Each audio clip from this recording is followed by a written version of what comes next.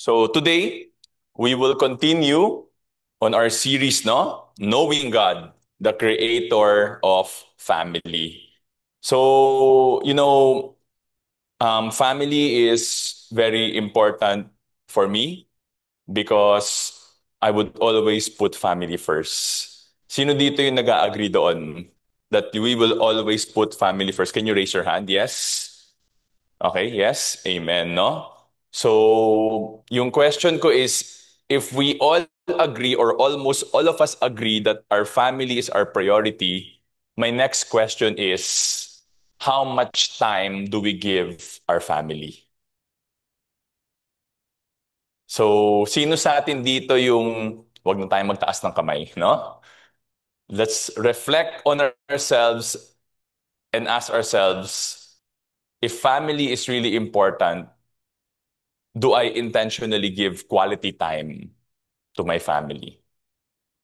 Because if not, and you want to grow in that aspect, I pray na mangusap sa atin ng Panginoon ngayong araw na ito para mabago niya yung mga puso nating lahat. So can we pray before we start? Okay lang po. Just bow down your heads so we can open with the word of prayer. Panginoon, nagpapasalamat po kami sa araw na ito. Salamat dahil dinala mo kami dito para magtipon-tipon muli, para papurihan ng iyong pangalan, Panginoon. Lord, pinagdarasal ko po na lahat ng tao na nasa lugar na ito ay hindi lang makikinig ng iyong salita, Panginoon, pero gagamitin mo yung salita ngayong araw na to para mabago ang buhay naming lahat, Panginoon. Lord, I just pray that at the end of this worship service, Lord, your name alone be glorified. Thank you, Jesus. In your name we pray. Amen and amen. So as we start, I would like to share with you etong Mughal emperor na ito na si Shah Jahan. No? So who knows this emperor? Wala. Kasi hindi taga-Pilipinas yan, no? So, Shah Jahan is actually the emperor na he's actually well known. But at one point in his life, na heartbroken siya. Bakit siya na heartbroken? Kasi namatay ang kanyang pinakamamahal na asawa. Ang pangalan ng pinakamamahal niyang asawa ay si Mumtaz Mahal. No? So namatay ang kanyang mahal na si Mahal, no? Nung ipinapanganak nito yung kanilang pang-labing-apat na anak. Okay. Sino dito merong labing-apat na anak? Wala pa kasing Netflix nun kaya wala silang entertainment. Labing-apat, no? Na sobrang mahal netong emperor na yung asawa niya, kaya nag-decide siya sa sarili niya na gagawa ako ng napakagandang monumento. A very symbolic structure so that the world would remember my wife. At dahil doon, nagawa yung Taj Mahal. Alam natin to because this is one of UNESCO's World Heritage Site. And it is considered one of the seven wonders of the modern world. Itong napakagandang structure na tong, it took 16 years para mabuo to. 16 years, 20,000 laborers. High-end yung marble neto with precious stones all over. Ang kwento nila dito, this was in the 1600s. Ang kwento nila dito, to bring the materials from different parts of Asia, they used elephants to bring the materials. But you know, the sad reality is, after 10 years nung nagawa yung Taj Mahal, anong ginawa nung anak ni Emperor? He took over the throne. He took over the throne by force at ipinakulong niya si Emperor Shah Jahan. And for the rest of his life, nakakulong lang siya and from afar niya lang nakikita yung Taj Mahal. And when he died, bineri din yung katawan niya sa loob ng Taj Mahal.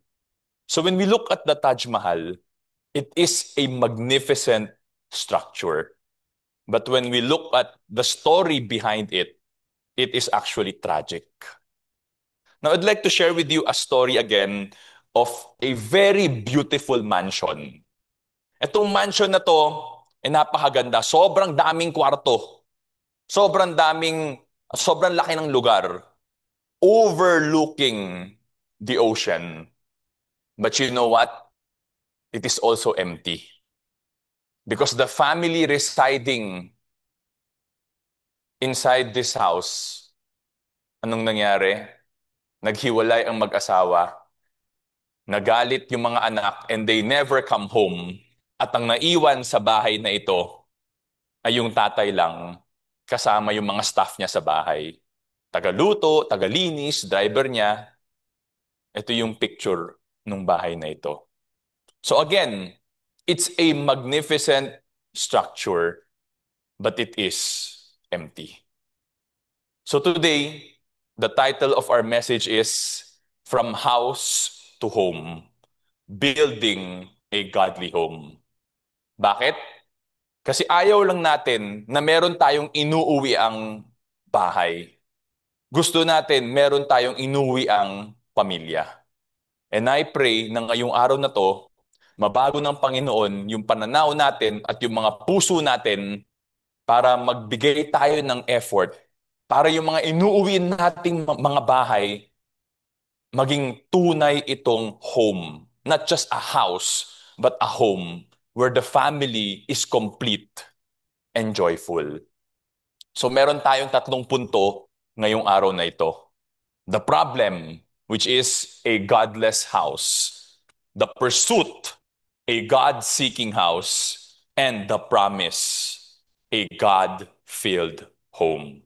So simulan natin sa ating unang punto, no? The problem, a godless house. Sabi sa 1 Kings chapter 16 verse 29 to 30, now Ahab, the son of Omri, became king over Israel in the 38th year of Asa, king of Judah. And Ahab, the son of Omri, reigned over in Israel in Samaria 22 years. Ahab, the son of Omri, did evil in the sight of the Lord more than all who were before him. So, anong sinasabi dito? Nagkaroon ng bagong hari ang Israel at ang pangalan niya ay Ahab. He reigned for 22 years. 'Di ba? At yung malala dito is, he did evil more than all the kings before him. So anong ginawa niya? 'Di ba? It came about as though it had been a trivial thing for him to walk in the sins of Jeroboam, the sons of Nebat, that he married Jezebel, the daughter of Etbaal, king of the Sidonians, and went to serve Baal and worship him. No? So anong sinasabi dito? Sa kasamaan ni King Ahab, para sa kanya, normal lang. Normal lang o casual lang na gumawa ng mali. Tapos pinakasalan niya si Jezebel, and because of that, he served Baal and worship him. No? So anong gusto kong sabihin sa ating lahat, no? Yung darkness ng heart natin is most evident when sin no longer shocks us but is viewed casually. This is the problem. Ito yung problema natin when we continue doing something wrong. Eventually, magiging manhid na yung mga puso natin. Eventually, anong pananaw natin? Ay, normal lang to. Lahat naman ng tao ginagawa ito. So kung hindi mo tatanggapin na okay lang ito, makaluma yung pag-iisip mo. Think about it. With everything that's going on with our country right now, we can see the callousness of the hearts of people. You see? And even the things that we do, for example, estudyante ka. Tapos yung ginagawa mo, hindi ka nakapag-aral sa exam. Di ba? Tapos katabi mo yung first honor, anong gagawin mo? Paglingon mo sa kaliwa mo, paglingon mo sa kanan mo, anong nakita mo? Lahat naman nangongopya. So normal lang ito, no? Gusto naman ni Lord mataas yung score ko. So pwede siguro. You know what? It's wrong. And you know what? If you start cheating in school, it will be easy for you to cheat when you're working. It will also be easy for you to cheat when you are already leading. So do not take sin lightly. Di ba? So si King Ahab, he took sin lightly. Ano ba yung kinuman sa kanila ng Panginoon? Ito yung kuman sa kanila ng Panginoon sa Deuteronomy 7. You shall not intermarry with them. You shall not give your daughters to their sons, nor take their daughters for your sons, for they will turn your sons away from following me to serve other gods. Then the anger of the Lord will be kindled against you, and he will quickly destroy you. So, I shared before na ang tatay ang merong authority when it comes to sa pakakasalan ng mga anak niya.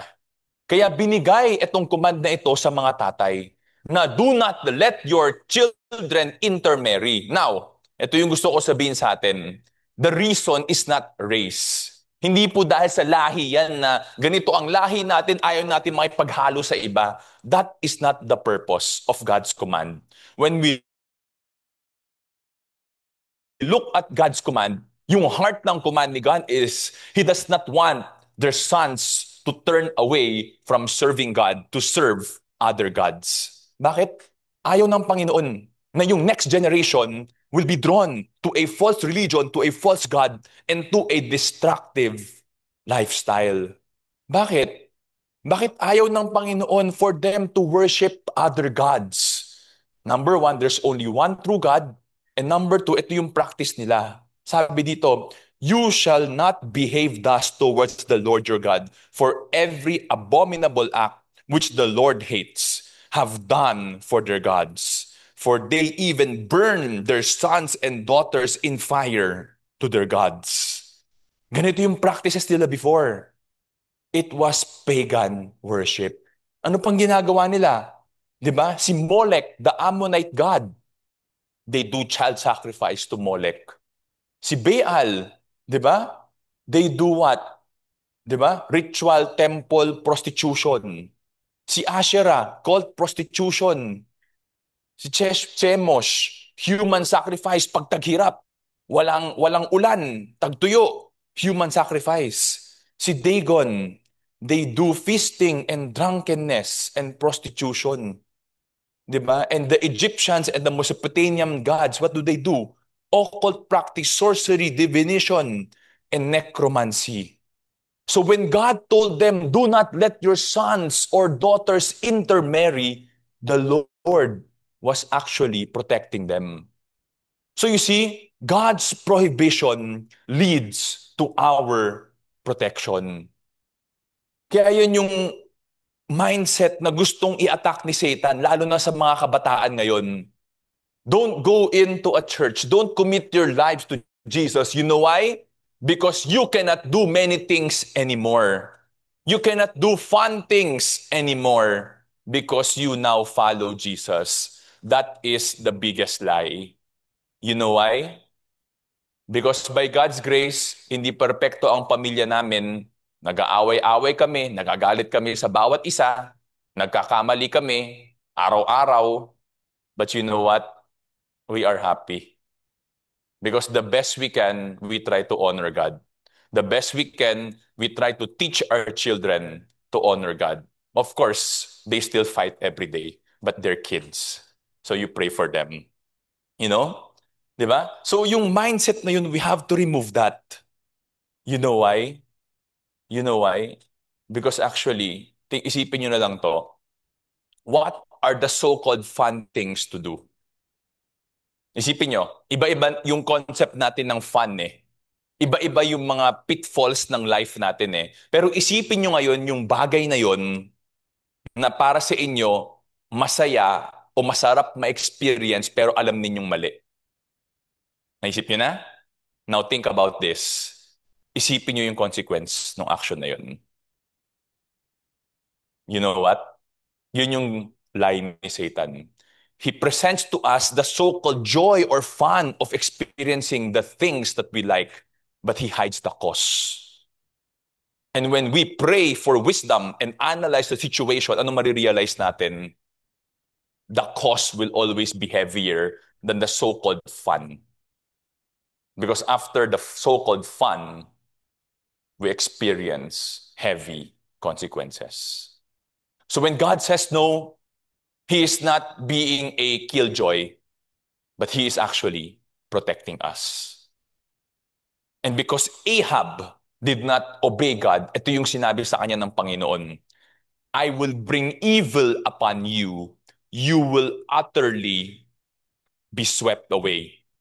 And I will cut off from Ahab every male, both bond and free in Israel. So when God judged Ahab, God judged the entire family of Ahab. Now siguro yung tanong natin sa sarili natin, fair ba si God? Si Ahab lang naman yung nagkamali. Bakit pati yung mga anak ni Ahab hinusgahan niya?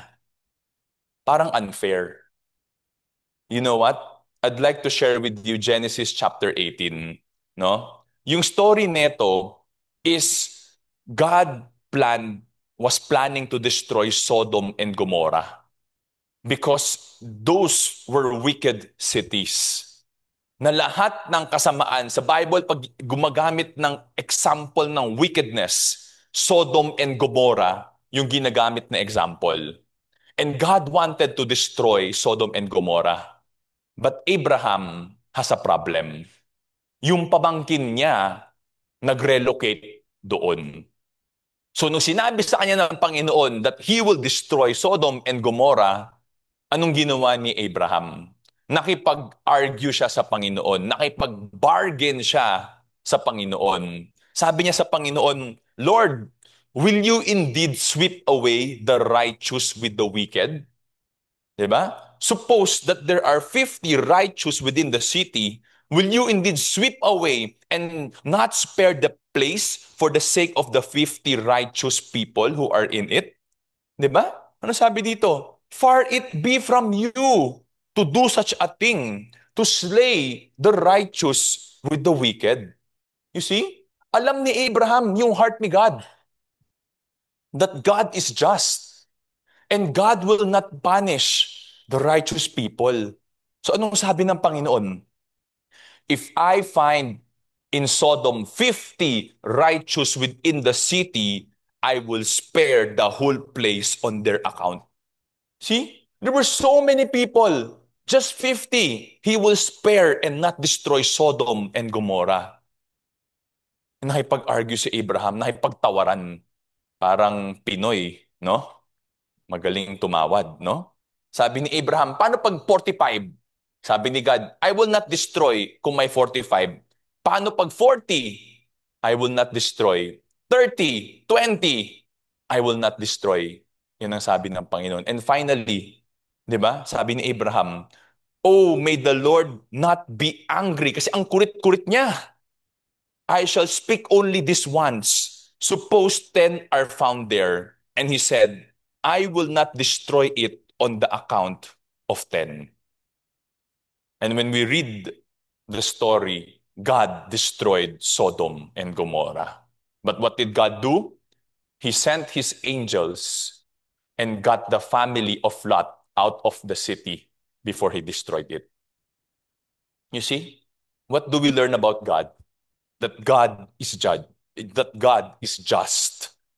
He judges us individually, not collectively.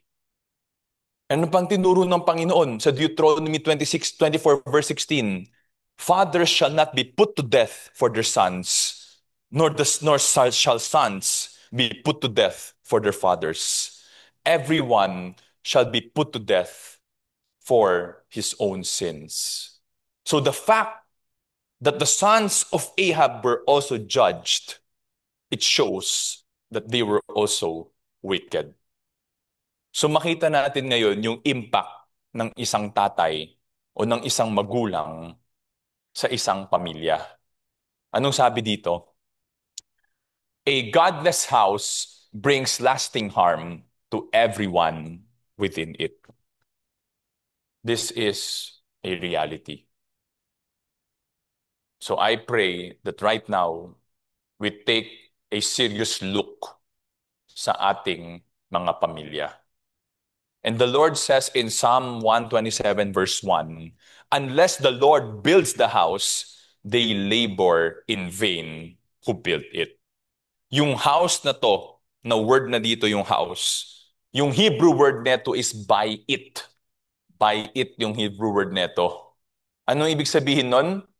It refers to an actual house. It refers to a family or a dynasty. So ano yung sinasabi sa atin ng Panginoon? Human effort without God is done in vain. So kung right now, na-reflect natin yung sarili nating pamilya at gusto nating ma-improve yung family natin, ito yung sinasabi sa atin ng Panginoon. Human effort without God is done in vain. So if you're trying to change yung sarili mong buhay and you're trying to change your families, tapos parang pakiramdam mo, walang nangyayari, nadi-discourage ka na, this is what God is reminding us today. But ano yung encouragement ng Panginoon sa atin? If you want to restore your family, you need God. And ngayong araw na to, if you're telling yourselves, I want to restore my family, yung pain namin towards each other, yung unforgiveness namin, yung bitterness namin towards each other, I want to restore. So what is the first step that you need to do? The first step is you need to seek God. And that's why we go to our second point, the pursuit, a God-seeking house. So if you want to seek God right now, the first thing is na gusto kong i-share sa ating lahat is for you to know the heart of God towards us all. Ano ba yung heart ng Panginoon? Sabi sa 1 Timothy 2, verse 3 to 4, this is good and acceptable in the sight of God our Savior, who desires all men to be saved and to come to the knowledge of the truth. So makita natin yung desire ng Panginoon dito. What is the heart of God? Yung heart ng Panginoon is, number one, for all men to be saved. And number two, to come to the knowledge of the truth. To be saved from what? To be saved from the consequence of our sins. And what is the truth? That there's only one way for us to be saved. Sabi sa Romans 6:23, for the wages of sin is death, but the free gift of God is eternal life in Christ Jesus our Lord. To be sabi dito, the wages of sin is death. Ang kaparusahan ng kasalanan ay kamatayan. I always want to emphasize this, na yung death na tinutukoy dito is not physical death, because all of us will die someday. Yung death na tinutukoy dito, yung kaparusahan ng kasalanan ay spiritual death. Ano ibig sabihin ng spiritual death? Eternal death or eternal suffering in hell. Doon tayo gustong iligtas ng Panginoon. Ano yung paraan? But the free gift of God is eternal life in Christ Jesus our Lord. It's only through Jesus that we are saved. So question, meron ba sa ating exempted dito? Meron? Meron ba sa atin dito hindi pa nagkasala? Wala. Wala siguro, no? Kasi kung meron, takot na ako. No? So you see, this is where we are all headed. But you know what? God loves us. Sabi sa Acts 4, verse 11 to 12, He is the stone which was rejected by you, the builders, but which became the chief cornerstone. And there is salvation in no one else, for there is no other name under heaven that has been given among men by which we must be saved. No? So it is only through Jesus that we are saved. Why Jesus? Because when you read the Old Testament, Jesus fulfilled all the prophecies of the coming Savior. Why Jesus? Because Jesus is the only one who lived a perfect life. And the sacrifice that God requires is a perfect sacrifice. Kaya you see, kung gusto nating ma-restore yung pamilya nating lahat, kailangan mauna tayo. Madalas kasi, ang bilis nating tumingin sa kapwa natin. Madalas kasi, ano yung argument natin? Magbago muna siya bago ako magbabago. You see? And you know what? As a parent, ibang-iba na yung generation ngayon. Di ba? Yung generation namin dati, pag may sinabi yung magulang namin, susunod talaga kami. Yung upper generation, mas malala pa yung pagsunod pag may sinabi yung magulang. But the generation right now, the media that they are consuming teaches them that they can talk back. That it's okay to disrespect pag na-invade yung personal space nila. You see? This is the generation of the children right now. Bilang mga magulang, kung ang approach natin is, sumunod ka sa lahat ng sasabihin ko kasi sumunod ako sa lahat ng sinabi ng magulang ko. I have a bad news kung ganun ang mentality natin. You will lose your children.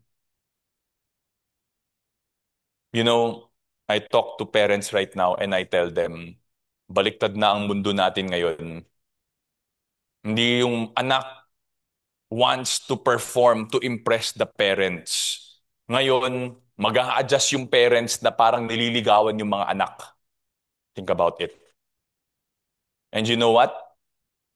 If we are proud, we will lose our children. That is why, saan ba tayo makakakita ng humility?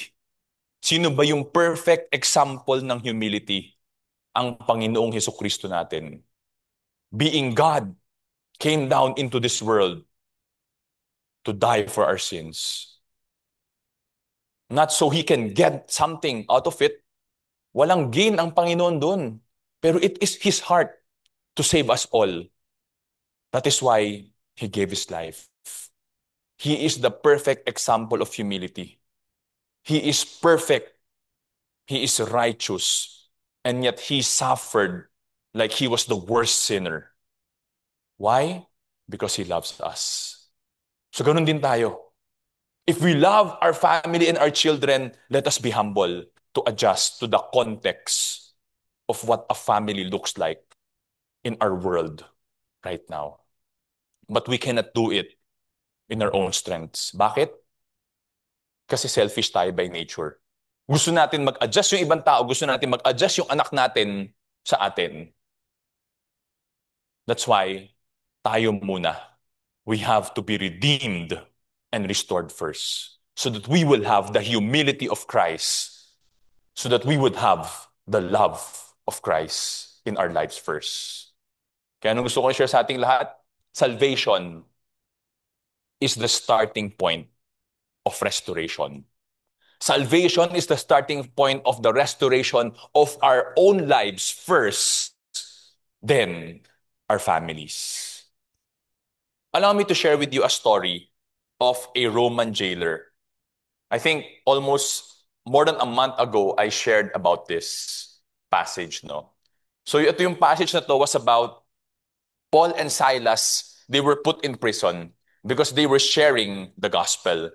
Tapos, binigyan nung authorities ng instruction yung Roman jailer na siguraduhin mo na itong dalawang ito hindi makakalaya, hindi makakatakas. So sa context nila dati, kung jailer ka, tapos you allowed the prisoner to escape, ano mangyayari? You will be humiliated and you will be killed. So anong ginawa ng jailer? Nilagay niya si Paul and Silas sa pinakadulong selda, tapos tinali niya yung paa nila sa parang kahoy, stocks yung tawag doon, para hindi sila makagalaw at hindi sila makatakas. Despite the persecution and the pain and suffering na pinagdaanan ni Paul and Silas, 'di ba? Nung maghahating gabi na, kumakanta at nagdarasal na wino-worship ang Panginoon. And it was at that time that God sent a miraculous earthquake. Anong nangyari nung lumindol? Nabuksan lahat ng selda, tsaka lahat ng kadena natanggal. It was an act of miracle. So, anong nangyari? Ito na yung nangyari, no? When the jailer awoke and saw the prison doors open, he drew his sword and was about to kill himself, supposing that the prisoners had escaped. But Paul cried out with a loud voice, saying, "Do not harm yourself, for we are all here." So, nung nagising yung jailer, to his shock, bukas na lahat. Kala niya nagtakbuhan na lahat. So, anong gagawin niya? Papatayin niya na yung sarili niya. Bakit? Mas madali yung pinatay ko yung sarili ko kaysa torturein ako dahil doon din naman yung pupuntahan. But you see the heart of Paul? Ito yung tormentor niya. And yet, ano yung heart niya? Do not harm yourself, for we are all here. So, anong naging response ng jailer? Pinabuksan yung ilaw, tapos pumasok siya, nanginginig. Nanginginig siya. Tapos lumuhod siya sa harap ni Paul and ni Silas. At tinanong niya, "Mga sir, anong kailangan kong gawin para maligtas?" You see, this Roman jailer recognized that the God that Paul and Silas served was the one true God. Kaya yung tanong niya, ano ang kailangan kong gawin para maligtas ako? At you know what? Yung question na, what must I do to be saved, is the most important question to someone who seeks God. No? So how did Paul responded? Ito yung response nila. Believe in the Lord Jesus and you will be saved, you and your household. And they spoke the word of the Lord to him together with all who were in his house. So ano nangyari? Ano yung response ni Paul and ni Silas? Believe in the Lord Jesus and you will be saved. It's only through Jesus if you want to be saved. And in-encourage nila siya. Hindi lang ikaw, pati yung pamilya mo. And after that, they shared the gospel to him and his entire family. So meron akong dalawang tanong kung na-catch niyo yung situation. Number one, ibig sabihin ba na kung naniwala tayo sa Panginoon, automatic, lahat ng miyembro ng pamilya natin maliligtas? And number two, nung sinabi ni Paul tsaka ni Silas sa jailer na, believe in the Lord Jesus and you will be saved, bakit kinakailangan pa nilang i-explain in detail yung gospel? Alright? So yung sa unang tanong, ito yung gusto kong i-share sa ating lahat. Romans 14:12. So then, each one of us will give an account of himself to God. Ibig sabihin, at the end of our lives, kung huhusgahan tayo ng Panginoon, huhusgahan tayo ng Panginoon isa-isa. Hindi yung magkakasabay. Hindi yung tipong, ay, sabay ako kay Alfredo kasi mabait siya. Baka mapansin siya, tapos lusot na ako. Hindi ganun. We will be judged individually. Ha? So, ano yung logic? Just as each of us will give an account to God individually, so too must each of us place our faith in Jesus individually. You see, there is no such thing as collective judgment. Individual. Why? Because God is just. All right? So next, ito yung gusto ko i-share sa atin. Sabi sa Acts chapter 17, no? And according to Paul's custom, practice ni Paul, style ni Paul, he went to them and for 3 Sabbaths reasoned with them from the scriptures, explaining and giving evidence that Christ had to suffer and rise again from the dead, and saying, "This Jesus whom I am proclaiming to you is the Christ." Diba? So anong ginawa ni Paul? After niyang shinare yung gospel, believe in Jesus and you will be saved. Anong ginawa niya? For 3 Sabbaths, ibig sabihin for 3 weeks, dire-diretso, Anong ginagawa niya dito? He explained scripture to them in detail. He explained to them all the prophecies and evidences in the Old Testament point to Jesus as our Messiah.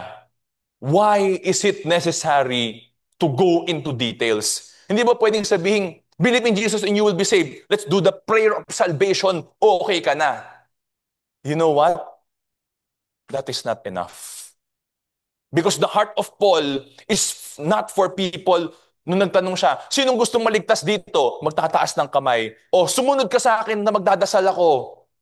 Hindi lang naman yun yung heart ni Paul.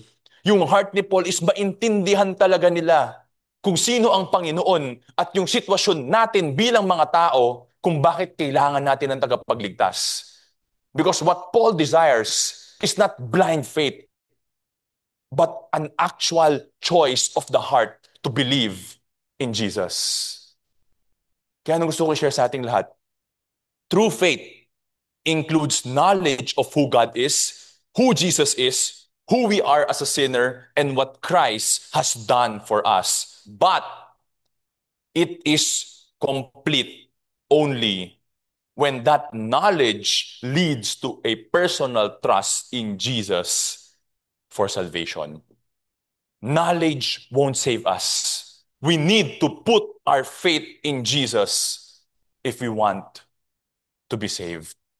Yun yung concept nung believe. And that is our heart para sa ating lahat dito. We do not just want you to know the truth. We want you to believe the truth. Because kung ang sasabihin lang namin sa inyo is, God loves you, God cares for you, God will forgive you, that is only half the side of the story. Why? God hates sin. God will punish sin. Why? He's a just God. Di ba? So, when you come to me, I will not tell you, napit kayo kunyari sa akin, okay lang ba na ginagawa ko tong maling bagay na ito? Nag-church naman ako. Tapos, willing naman akong mag-serve sa ministry. Pero hindi ko lang talaga kayang pakawalan tong maling bagay na ito. Alam kong mali, pero hindi ko talaga mapakawalan. You know, I will not tell you okay lang. You know what? Because it's not okay. You know what I will tell you? Why don't you pray to God to give you the strength to say no?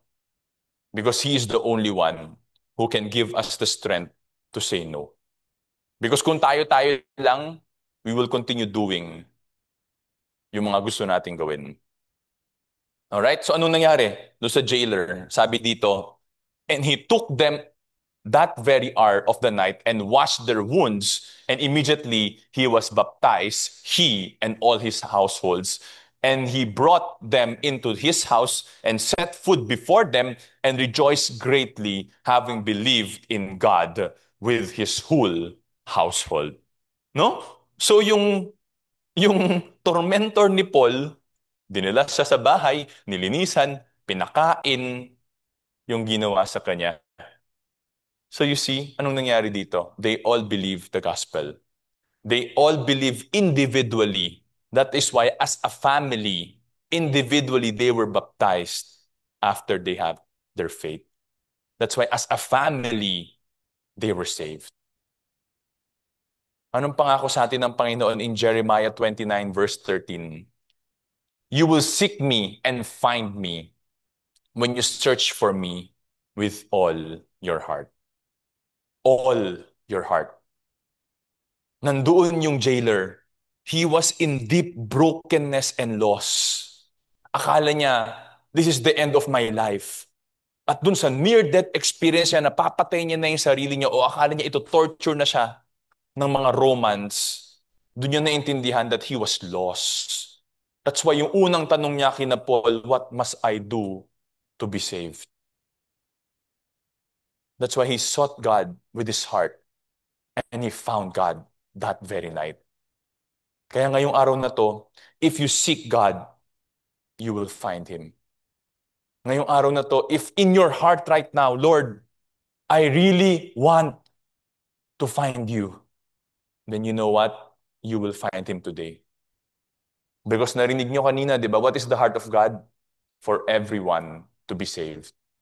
God desires for you to be saved. God desires for you to find Him. That is why if you will seek for Him, you pray from your heart right now, kahit nakaupo kayo dyan, Lord, I really want to find you today. Gusto kong maging totoo ka sa buhay ko ngayong araw na to. Then you know what? That can be true for you today. You see? Ano sabi sa Joshua 24 verse 15? Sabi ni Joshua, if it is disagreeable in your sight to serve the Lord. Kung ayaw ninyong iserve si God, sabi ni Joshua sa kanila, choose for yourselves today whom you will serve. Whether the gods which your fathers served, which were beyond the river, or the gods of the Amorites in whose land you are living. Ano sabi ni Joshua? But as for me and my house, we will serve the Lord. You see? As a father, as parents, meron tayong spiritual responsibility to lead our families. We need to act as the spiritual leaders ng pamilya natin. But as individuals, lahat tayo, we need to make a choice. Who will we serve? Ngayong araw na to, the same as Joshua challenged them, if you want to serve the gods of your fathers or the gods of the land na papasukan ninyo, you decide for yourself. But as for me and my house, we will serve the Lord. So today, I challenge you all. Choose who you will serve. Is it God or something else? Money, career, family, social media, Netflix, games, whatever it is, you choose. Because who you serve, who you prioritize in your life matters. You know why? Because you cannot seek God with all your heart if He is not the priority in your lives. Ano sabi sa Matthew 6:19 to 20? Do not store up for yourselves treasures on earth, where moth and rust destroy, and where thieves break in and steal, but store up for yourselves treasures in heaven, where neither moth nor rust destroys, and where thieves do not break in or steal. Sa mundong ito, akala natin marami tayong option. Totoo, mukha tayong maraming option. But in God's eyes, dalawa lang ang choice natin. Either we will choose Him or we will not choose Him. So today, I pray that we choose Him. You know why? Verse 21 nung sabi, for where your treasure is, there your heart will be also. So where does your heart belong today? I don't want us to have religion and rituals. Now we come here every Sunday. My heart is that all our hearts belong to Jesus. You know why? Because when the heart treasures God above all else, it discovers Him and loves Him completely. At kung yung puso natin as individuals and as families, ilalagay natin sa sentro ng buhay natin at ng pamilya natin ang Panginoong Hesukristo natin, ang mangyayari dito is yung godless house magiging God-filled home. At yun yung third point natin, the promise, a God-filled home. If we seek God, if we prioritize Jesus, we will have a God-filled home. Anong sabi sa Proverbs chapter 14 verse 11? The house of the wicked will be destroyed, but the tent of the upright will flourish. So dalawang klaseng structure pinag-uusapan dito. House, a permanent structure, and a tent na temporary, weak na structure. No? So ano sinabi dito yung house ng wicked? No? House of the wicked. This talks about the family or the legacy of a wicked, ano sabi dito, it will be destroyed. So, sa panlabas, kung titignan mo, yung isang wicked na tao, mukha siyang mayaman, mukha siyang powerful, mukha siyang influential. But you know what? The reality is, nakakalungkot yung future niya. Because anong sabi dito? Hindi lang siya. But because hindi niya dinala sa Panginoon yung pamilya niya, he is destined to be destroyed. Pero yung comparison, the tenth of the upright or the righteous will flourish. Yung tenth, it's a weak and temporary structure. And yet, yung weak structure na yon, with God on the side, ng structure na yon, it is now secured and it will prosper. So you see, no matter where we are sa buhay natin, Lord, hindi ako kasing yaman. Lord, hindi kasing dami yung kakilala ko. Lord, hindi ako kasing skilled. No matter what limitation we have, I tell you, if God is on our side, He will multiply the little that we have. You know, I tell you, mahihain akong tao. Mahihain akong tao. Kung nasa trabaho kami, pagpapunta ako sa may customer area, tas maraming tao, alam to ng mga kasama ko sa trabaho, atras na kaagad ako. Hindi dahil ayaw kong kumausap ng customer, pero nahihiya lang talaga ako. Dati-rati, pasasalitain mo ako, pawis na pawis agad ako at nanginginig ako. Ngayon, by God's grace, nakakatayo na ako dito. But you know what? I struggle physically. Almost every Sunday I preach. Alam to ng pamilya ko. I struggle physically. Kaya pansinin nyo, madalas nag-start na yung worship bago ako dumarating. When I don't preach, I'm okay. When I preach, I struggle physically. But why am I here? Because I want to give God glory. And I'm reminded na in my weakness, I am strong. Kaya yung gusto ko i-share sa ating lahat, whatever your limitations are, you bring it to God and He will multiply it. Di ba? Kaya ito yung gusto ko share sa atin. What looks like a strong and established family without God is often a house filled with hidden troubles.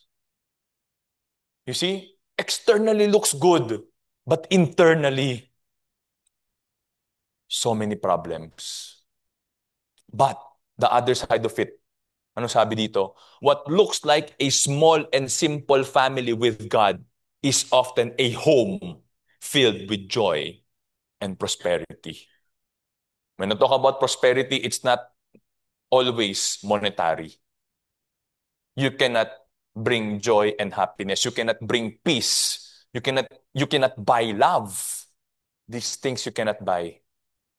But these things we can have if we put God at the center of our families. Kaya anong sabi sa Psalm 128, verse 1 to 4? How blessed is everyone who fears the Lord, who walks in His ways. When you shall eat of the fruit of your hand, you will be happy and it will be well with you. Your wife shall be like a fruitful vine within your house, your children like olive plants around your table. Behold, for thus says the man, just as the man be blessed who fears the Lord. So makita natin, verse 1 and verse 4, parang tinapayan, parang sandwich. Halos parehas yung sinasabi, blessed is the man who fears the Lord. No? Yung fear na to, hindi yung takot. This talks about reverential fear. Ibig sabihin, we are in awe of God. Di ba? Ibig sabihin, we want to honor Him. Di ba? For example, di ba? Pag bumoboto tayo kada eleksyon, meron lang naman tayong isang pwedeng botohing presidente natin. Tama? Pwede bang dalawa?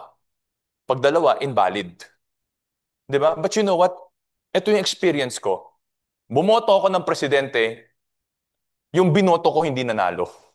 Yung binoto ko, yung hindi ko binoto yung nanalo. Hindi ko sasabihin kung anong year, ah. But you know what? Na-meet ko yung president na yon sa isang event namin, corporate event, na hindi ko binoto na nanalo. And you know what? I'm in awe. Kahit hindi ko siya binoto, because of the position, I was in awe. Ang kaya kong ibigay sa kanya nung time na yun is respeto lang. Because I respect the position and the authority and his service for the country. You see? Ganun yung tinutukoy dito. When we fear God, we should be in awe of Him. Narinig pa lang natin yung pangalan ng Panginoon kasi di natin mas natin siya nakikita ngayon. Someday makikita natin siya. Pero ganung klaseng reverence. Yun yung sinasabi dito. At magkakaroon tayo ng reverence for God kung meron tayong pagmamahal para sa Kanya. Kaya nung sabi dito, we are blessed. We are blessed if we fear God.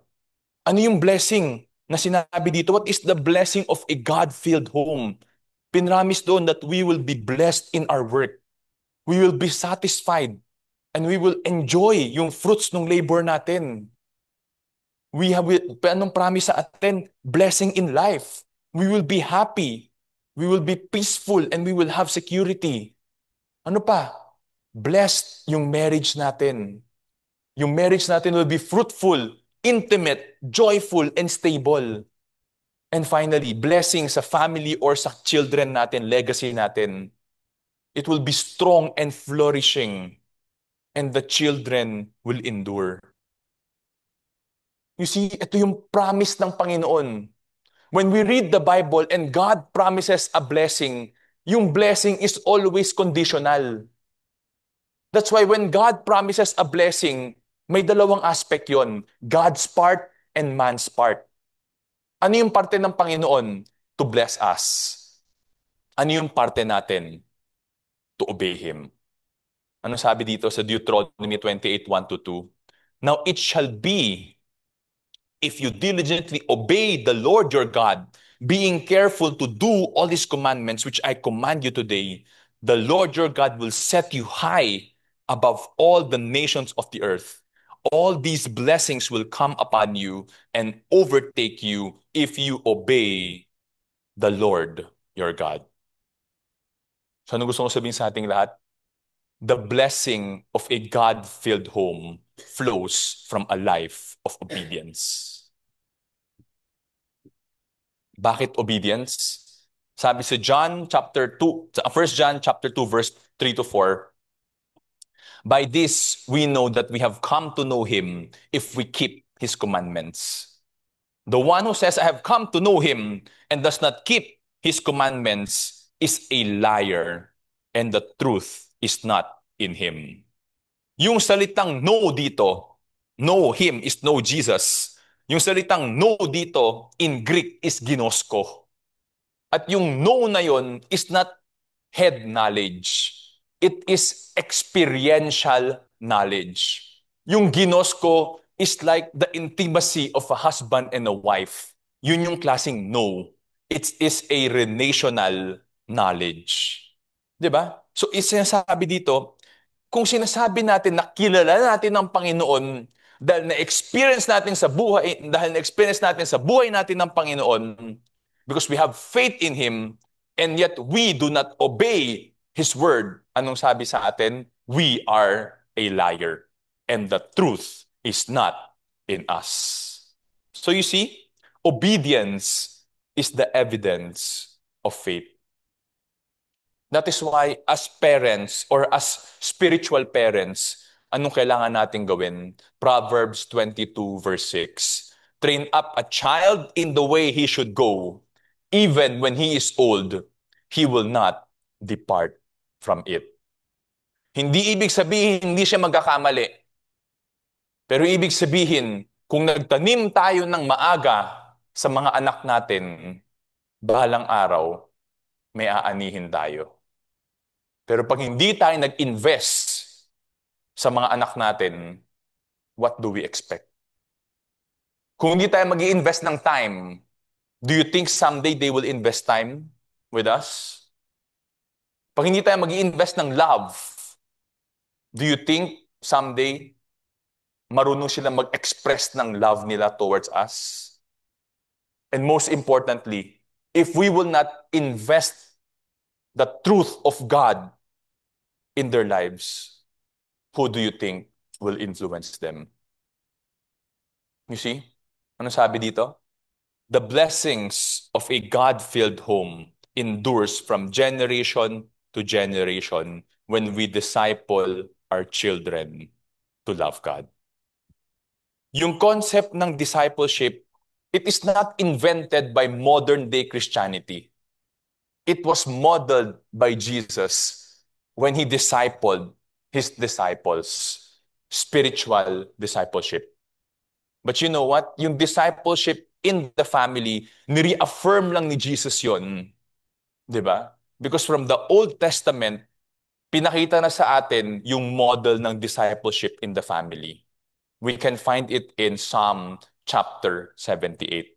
Sabi dito, we will not conceal them from their children, but to tell the generation to come the praises of the Lord and His strength and His wondrous work that He has done. So ano sinasabi dito sa mga magulang? Intentionally, you share to your children, di ba? The glory of God and the works of God. No? Intentionally, you talk about God in your families. Why? Ano sabi sa verse 6 to 7? That the generation to come might know, even the children yet to be born, that they may arise and tell them to their children that they should put their confidence in God, not forget the works of God, but to keep His commandments. So you see, in these two verses, we can already see four generations. The current generation, the next generation, the generation na hindi pa pinapanganak, tsaka yung anak ng generation na hindi pa pinapanganak. So anong point dito? Even from the Old Testament, yung heart na ni God is for families to remain in Him. For families to be a God-filled home. That is why I challenge all of you. Don't just pray for your children. Pray for the future of your children. Pray for yung pakakasalan ng mga anak ninyo. Pray for your grandchildren. Pray for your great-grandchildren that they would know the Lord as well. But right now where you are, depende sa age natin, you can influence either your children or your grandchildren. Or, kung talagang matanda ka na, your great-grandchildren. If you're alive today, then you still have a mission. Wherever we are in our lives, anong stage na tayo, we still have a mission. And that is to disciple the next generation. So ano yung pinapaalala sa atin ng Panginoon? This one. Effective discipleship centers on three things. Number one, teaching our children to trust God. Number two, reminding them of His faithfulness. And number three, guiding them to obey Him at all times. This is hard. You know, sometimes concepts are easy to teach. But I can honestly tell you, this is hard. Because kami, ng asawa ko, we try to do this to our children. And yet sometimes we're discouraged because we feel parang wala namang mangyayari. Parang di naman nila nagigets. But you know what? Isipin natin yung mga sarili nating buhay. Nung wala pa yung Panginoon sa buhay natin, isipin natin kung paano tayo inaabot ng Panginoon. Yung daming effort ng Panginoon, yung daming tawag niya sa atin, and yet, hindi naman tayo nag-respond. Nung binigay na natin yung buhay natin sa Kanya, at nandito na tayo sa church, whether whatever church, basta Christian church, think about it. Perfect na ba yung buhay natin? Hindi pa rin. Nagsawa ba ang Panginoon sa atin? Hindi. Bakit? Because unconditional ang love ng Panginoon. And yung isang author na binabasa ko, ang sinabi niya, the unconditional love of God. Ibig sabihin, kung gusto natin i-apply yung unconditional na love ni God sa buhay natin, then you know what? We give right to other people to offend us. Because that is unconditional love. Kung sasabihin natin, mahal lang kita kung mahal mo rin ako, kung susunod ka lang sa akin, then that is conditional upon obedience. But unconditional is, no matter what you do, I choose to love you. So if we want to impact yung mga anak natin, no matter what they do, they disrespect us, they hurt us, sometimes we hurt them too, minsan madalas pa. That's the reality of life. You know what? We choose to love them unconditionally. We choose to pray for them consistently. And we choose to continue to share God to them even if hindi sila interesado. Even if wala yung heart nila doon. Because that is our role as parents. To pass on the gospel to the next generation.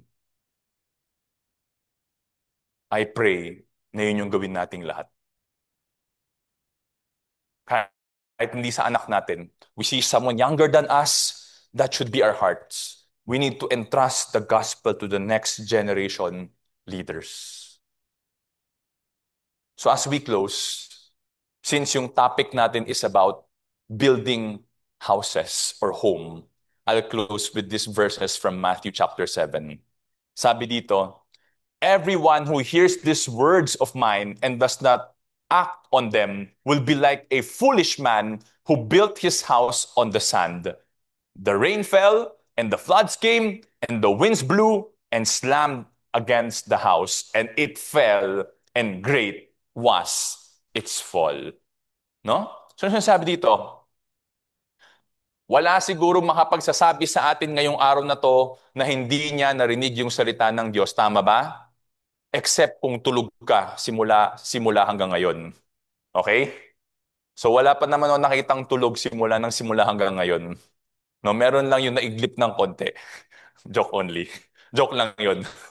Okay? So lahat tayo, narinig natin yung salita ng Panginoon. At sabi dito, everyone who hears these words of mine but not acts on them. Ibig sabihin, hindi tayo magre-respond positively o hindi tayo susunod sa salita ng Diyos is like a foolish man who built his house on the sand. So pag nagtayo ka ba ng bahay sa buhangin, ano mangyayari? Matigas ba yun o malambot?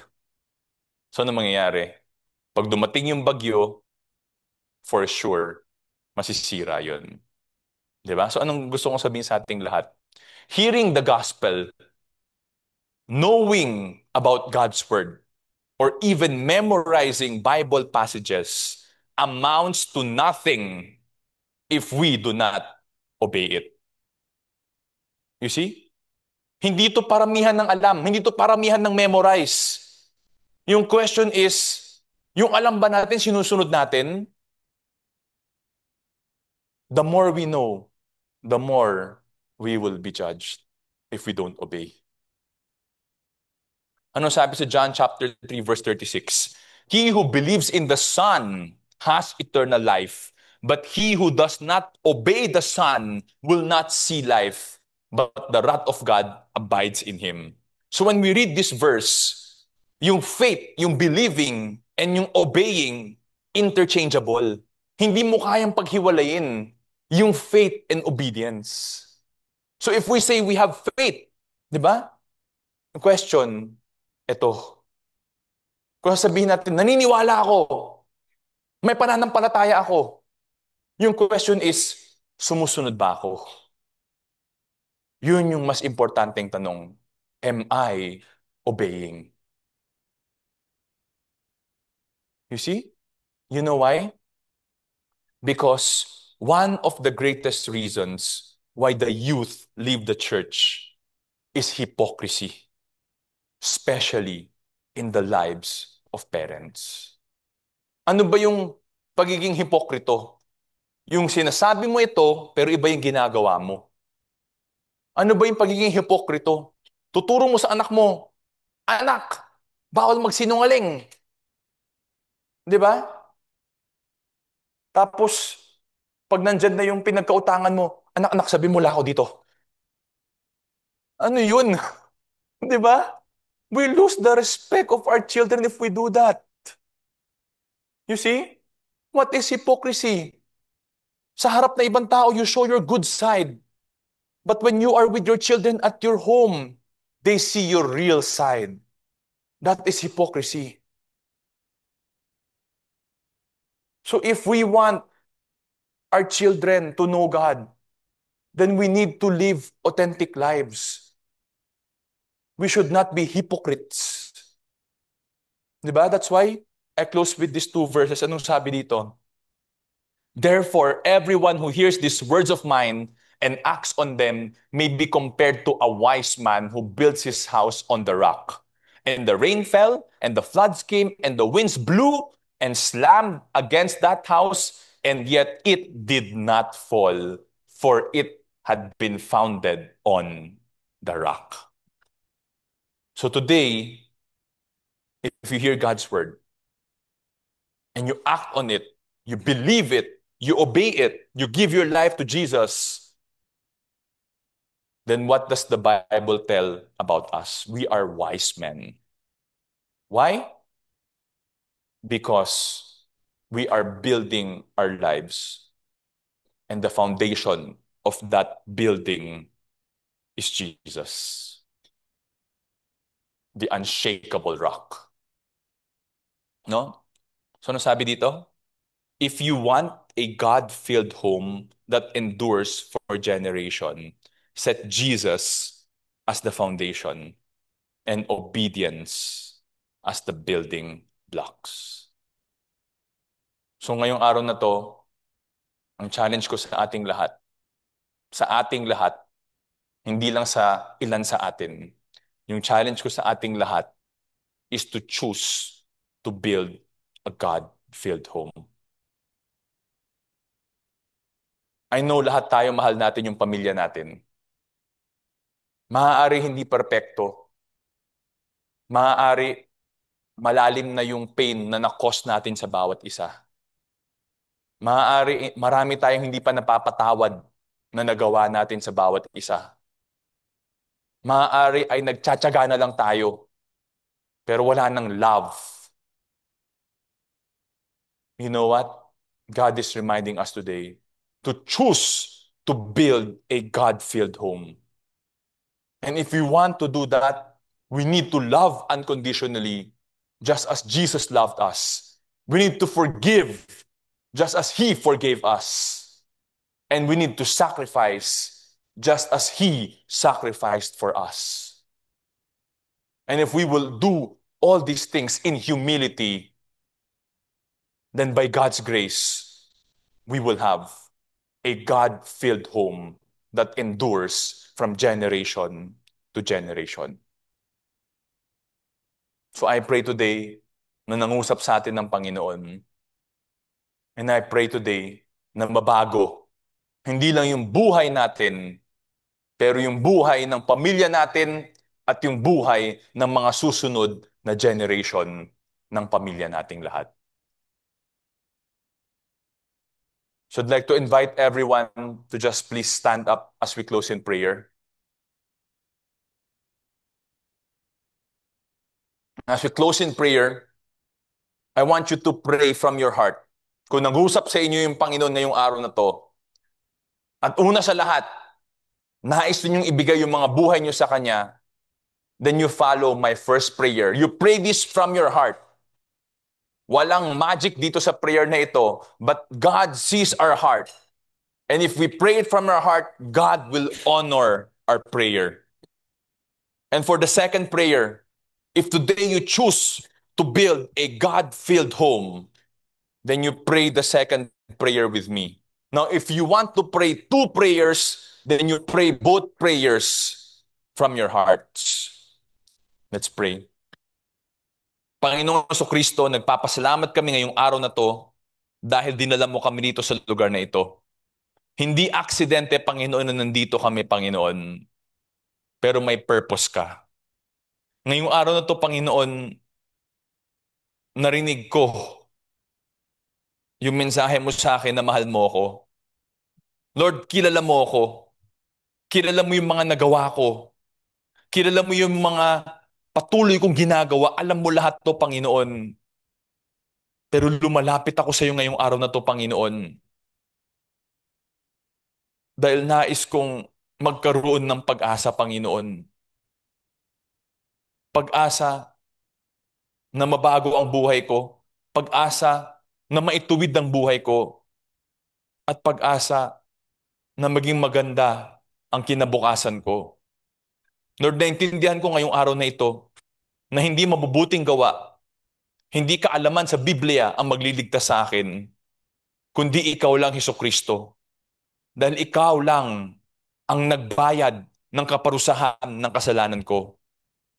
Kaya ngayong araw na to, Panginoon Hesus Kristo, nagpapakumbaba ako, lumalapit sa iyo, humihingi ng tawad para sa kasalanan ko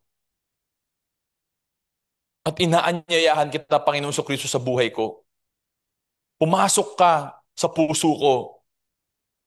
Baguhin mo ako. Tinatanggap kita sa buhay ko ngayon, Panginoon Kristo, bilang aking Diyos at tagapagligtas. At pinagkakatiwala ko ang buhay ko at ang kinabukasan ko sa iyo. Ngayong araw na to, kung nais naman ninyong ipagdasal na magkaroon kayo ng God-filled home, you pray this prayer with me. Panginoon, salamat dahil kahit kilala na kita, alam kong hindi ako perpekto. Alam ko halos araw-araw pumapalya pa rin ako, Panginoon. Pero salamat dahil di mo ako sinukuhan. Panginoon, tulungan mo ako ngayong araw na ito na mas maging tapat sa iyo, Panginoon. Tulungan mo ako na isuko sa iyo yung mga kahinaan ko. Tulungan mo ako, Panginoon, na maituwid yung buhay ko. Bigyan mo ako ng puso na maging intentional sa aking pamilya, Panginoon. Para magabayan ko sila. Para matulungan ko sila, Panginoon, na mas makilala ka rin, Panginoon. Para yung kinabukasan naming lahat, Panginoon, ay napakaganda, Panginoon. Lord, I pray for everyone here, Panginoon. I pray for the respective families, Panginoon. Alam ko maraming pamilya dito, maraming pain, maraming sufferings, maraming problema within the family and outside the family. That's why I know that you know them, Panginoon. I don't know them. I don't know their problems, Panginoon. Pero alam kong kilala mo sila at alam mong pinagdaraanan nila. And if their hearts right now, Lord, yung puso nila kung gustong mag-align sa'yo ngayong araw na to, that you receive them. That you receive the desires of their hearts. Because pinramis mo sa amin, if we seek you with all our hearts, we will find you. I pray that you placed upon their hearts to seek you today. And I pray that today they will find you. And today will be the first day that they start building a God-filled home. And this God-filled home that they will build, Panginoon, I pray, Lord, for the next generation, for the unborn children, and for the children of the unborn children, for everyone represented here, Panginoon, in this place, na lahat sila makakilala sa iyo at lahat sila makabuo rin ng mga tahanan na ikaw ang nasa sentro. Salamat, Panginoong Kristo. Salamat sa araw na to. Pinagdarasal namin na napapurihan at napadakilahan ang pangalan mo sa araw na ito. Lahat ng ito ay pinagdarasal namin sa pangalan mo, Kristo. Amen and amen.